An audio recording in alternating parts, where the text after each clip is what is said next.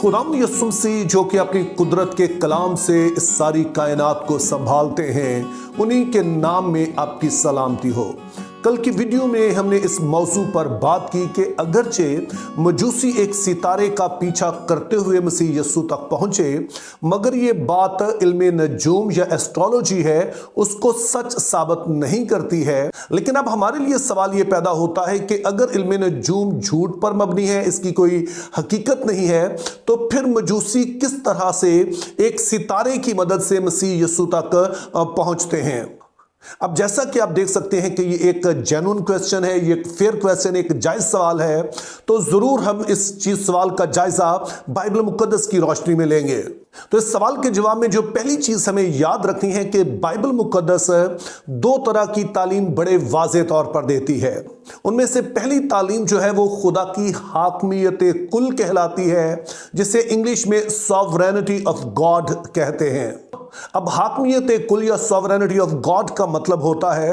कि चूंकि खुदा ताला ने इस पूरी कायनात को खलक किया है, वो इसके मालिक हैं, तो इसी सबब से उनके पास ये हक है कि इस कायनात में जो चाहे वो कर सकते हैं। और ना सिर्फ उनके पास हक है, बल्कि उनके पास ये कुदरत भी है कि जो उनकी मर्जी है, जो कुछ वो सोचते हैं, उसी के मुताबिक वो अपने इरादे को अमल में ला सकते हैं। तो कोई भी उन्हें चैलेंज नहीं कर सकता है, कोई भी उन्हें रोक नहीं सकता है। यह तालीम सॉवरेनिटी ऑफ गॉड या हाकमियत कुल कहलाती है।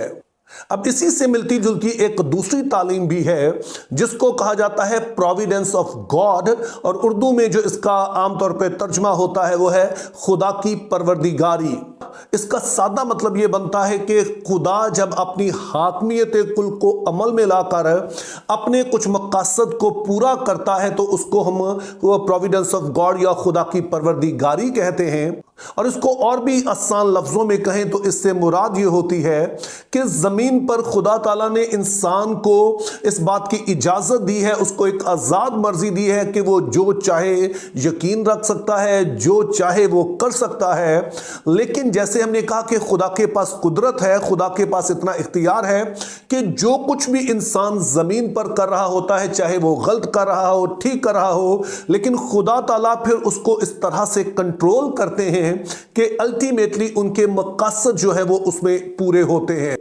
और अब मेरा ईमान यह है कि खुदा ने अपनी परवरदिगारी के सबब से मजूसियों का जो भी इल्म था उसी के मुताबिक उनकी रहनुमाई की, ताकि वो मसीह यीशु तक पहुंच सके। और इसके लिए मैं चाहता हूं कि हम दो आयात पर गौर करें, जिससे ये बात और भी ज्यादा आपके लिए वाज़े हो जाएगी। तो पहली आयत हम अहदे अतीक में से गिनती की किताब उसका 24वां बाब और उसकी 17 आयत पढ़ेंगे, जिसमें कुछ यूं लिखा है, मैं उसे देखूंगा तो सही पर अभी नहीं, वो मुझे नजर भी आएगा पर नजदीक से नहीं। याकूब में से एक सितारा निकलेगा और इसराइल में से एक असा उठेगा। अब ये आयत हमारे लिए कई लिहाज से दिलचस्प है। पहले नंबर पर तो हम देखते हैं कि ये यीशु मसीह के बारे में एक बड़ी ही वाज़े नबूवत है। और दूसरी दिलचस्प बात यह है कि नबूवत करने वाला कोई इसराइल का नबी नहीं है, बल्कि ये एक गैर कौम शख्स है जो दरअसल इसराइल पर लानत करने के लिए बुलाया गया था। लेकिन खुदा ताला इसकी जुबान को बदल देते हैं और इसराइल पर लानत करने की बजाय ये बरकत ही देता है। अब खुदा ताला इसी शख्स के वसीला से गिनती की किताब जो कि तौरेत का हिस्सा है, उसमें एक बड़ी ही वाज़े नबूवत मसीह के बारे में करते हैं। फिर तीसरी बात जहन में रहे कि ये बालाम जो कि यहां पर नबूवत कर रहा है, इसका ताल्लुक जो था वो मेसोपोटामिया के इलाके से था, यानी कि वही एरिया जिसमें बाबुल भी शामिल था। और ये बात इसलिए इंपॉर्टेंट है क्योंकि मजूसियों के बारे में भी कहा जाता है कि वो इसी इलाके से ताल्लुक रखते थे। तो लगता यूं ही है कि उस इलाके के लोग बाइबल मुकद्दस की इन पेशे गोइयों से वाकिफ थे। और अगर हम मजूसियों की बात करें तो जाहिर है उनके लिए तो ये पेशगोई जो है वो बड़ी ही अहमियत रखती होगी, क्योंकि इस वाली पेशगोई में इसराइल के एक बादशाह का जिक्र किया गया है जिसे सितारा और असा कहकर पुकारा गया है। हालांकि यहाँ पे सितारे से गालबन मुराद ये है कि एक ऐसा शख्स जो कि इसराइल में से उठेगा और बड़ा नुमायां होगा, जैसे सितारों को हम आसमान पर बड़ा नुमायां तौर पर देख सकते हैं। और फिर वो उसे असा कहा गया, जिसका मतलब है कि उसके पास इख्तियार होगा। लेकिन लगता है कि मजूसियों ने इसको अपने इल्म के साथ जोड़ दिया कि ऐसा जब कोई बादशाह पैदा होगा इसराइल में तो कोई सितारा जो है वो उन्हें दिखाई देगा।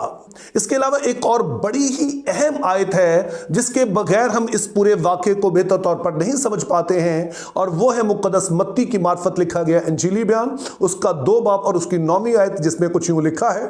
वो बादशाह की बात सुनकर रवाना हुए और देखो जो सितारा उन्होंने पूरब में देखा था वो उनके आगे आगे चला, यहां तक कि उस जगह के ऊपर जाकर ठहर गया जहां वो बच्चा था। अब इस सितारे की पहचान के हवाले से कई तरह के जो साइंसी मफरूज़े हैं, जो ऐसे साइंटिफिक थ्योरी है, वो पेश की जाती हैं। ताहम उलमाए बाइबल का कहना है कि तारीख़ इंसानी में इस तरह का कभी कोई सितारा नहीं निकला है, ना तो इस तरह के सितारे का जिक्र जो है वो इल्मे नजूम में कभी कोई पाया गया जो कि लोगों के आगे आगे चलता हो, और ना ही साइंस हमें कुछ ऐसा बताती है, अगरचे वो कई तरह के फिनोमिनन्स हमें बताते हैं कि आसमान पर जाहिर होते हैं, लेकिन इस तरह का कोई सितारा नहीं होता है जो कि लोगों के आगे आगे चले।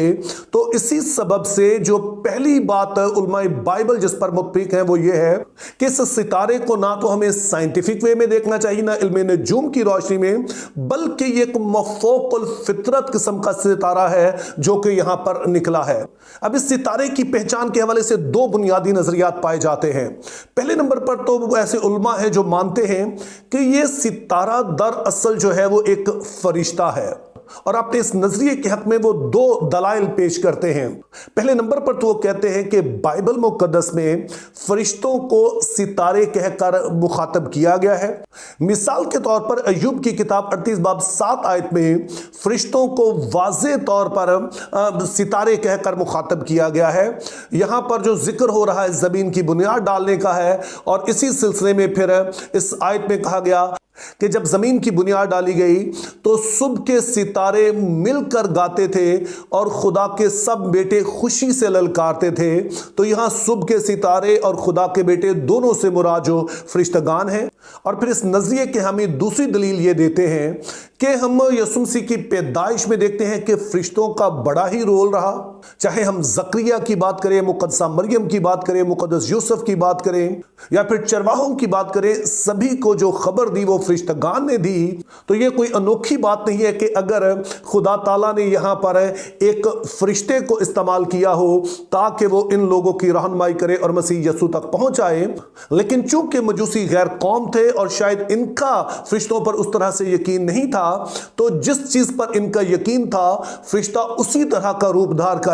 इनकी रहनुमाई करता है, इनको नजर आता है, ताकि ये उसका पीछा करते हुए फिर मसीह यीशु तक पहुंचे और आकर उसे सिजदा करें। ताहम उलमा की जो दूसरी बड़ी तादाद है उनका कहना है कि चूंकि यहां पर वाज़े तौर पर सितारा कहा गया है, तो हमें यह समझना चाहिए कि अगरचे ये माफौकुल फितरत सितारा है, ये आम सितारा नहीं है, लेकिन है ये सितारा ही। और खुदा ताला ने इंतजाम किया कि मजूसी अपने इल्म के मुताबिक इसे डिटेक्ट कर सकें, और फिर ये खास किस्म का सितारा उनके आगे आगे चले, और फिर जब वो आकर यीशु मसीह को सिजदा कर लेते हैं तो उसके बाद हम इस सितारे का जिक्र भी नहीं पढ़ते हैं, ये कहीं पर गायब हो जाता है, बल्कि उसके बाद फिर फरिश्ता ही इन्हें नजर आता है और वो इनको बताता है कि अब तुमने